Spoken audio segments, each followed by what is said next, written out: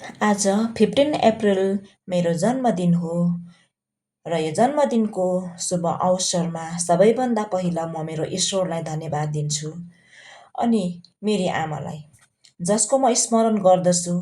मलाई 9 महिनासम्म कोखमा राख्नुभयो। त्यति मात्र होइन, खाइ नखाई, लाइ नलाइ, निन्द्रालाई त्यागी मेरो वास्ता गर्नुभयो। मेरो निम्ति आफ्नो जीवनको बलिदान दिनुभयो।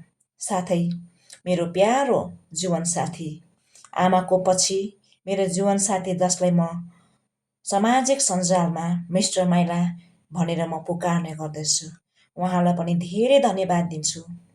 हरेक साल मेरो जन्मदिनको वास्ता गर्दै, शुभकामना व्यक्त गर्दै मेरो निम्ति ईश्वरप्रति प्रार्थना गरिदिनु हुने।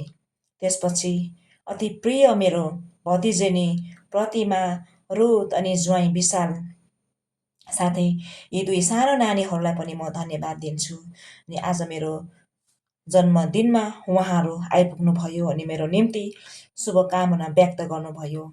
त्योभन्दा पनि खुसीको पल आज मेरो निम्ति भयो कि मेरो माइली दिदी आज मेरो जन्मदिनमा आइपुग्नु भयो र एउटै रगतको नाताहरू भेट हुँदा सधैँको भन्दा फाल्टे महसुस मैले गरिराखेको छु।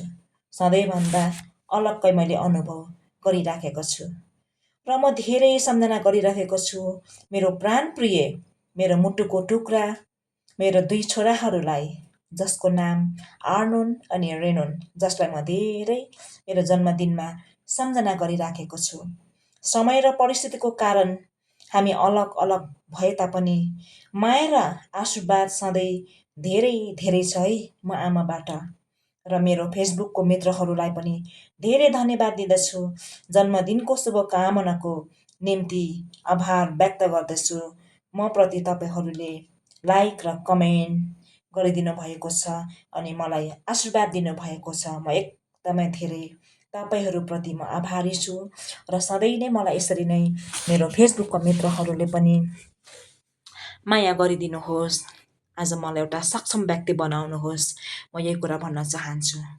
र एकदमै सबैलाई, फलोवर्स अनि नन फलोवर्सलाई म धन्यवाद दिनेछु।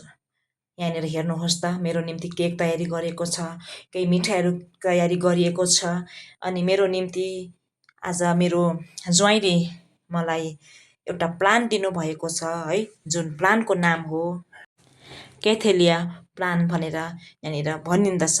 अनि यो इन्डोर प्लान्ट है, जसको लागि म एकदमै आभार व्यक्त गर्दछु। मेरो लागि सुन्दर सुन्दर उपहारहरू मलाई दिनुभएको छ। त्यसपछि हामीले यहाँनिर फोटोहरू क्लिक गऱ्यौँ अनि हाम्रो अगाडि तयारी भएको खानापिनाहरू हामीले खायौँ हाम्रो परिवार बसेर। आज मैले मेरो मनको अनुभवहरू तपाईँलाई मैले व्यक्त गर्न पाएँ, अति नै म खुसी छु है। एकदमै मेरो ईश्वरलाई अनि मेरो सम्पूर्ण साथीभाइहरूलाई म मेरो हृदयबाट म धन्यवाद व्यक्त गर्दछु। ल है त, अब हाम्रो खानापिनाहरू स्न्याक्सहरू रेडी भएको छ। सबैबाट म बिदा हुन चाहे र हजुरहरू मसँगै सधैँ यसरी जोडिरहनुहोला।